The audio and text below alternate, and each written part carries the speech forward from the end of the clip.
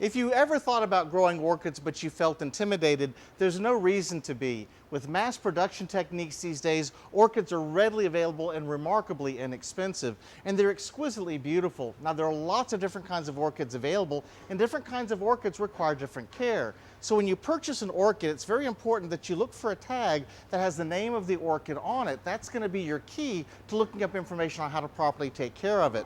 Now, what you see here are Phalaenopsis or moth orchids. They get their name because these two big petals that kind of look like a moth when you look at the flower. Now, this is one of the easiest orchids to take care of and a great one for beginners. When you buy the orchid, bring it home and put it in a nice bright window. A little morning sun or afternoon sun would be great, but these are low light loving plants and you don't have to give them a lot of light. If you move them outside for the summer, a little morning sun and then shade the rest of the day would be fine.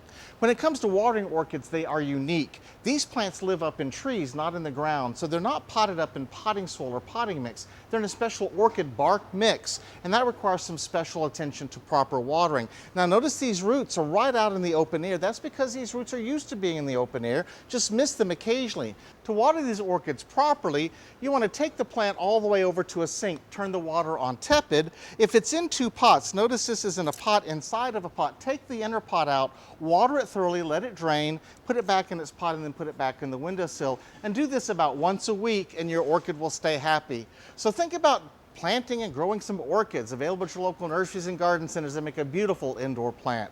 To get it growing, I'm Dan Gill with the LSU Ag Center.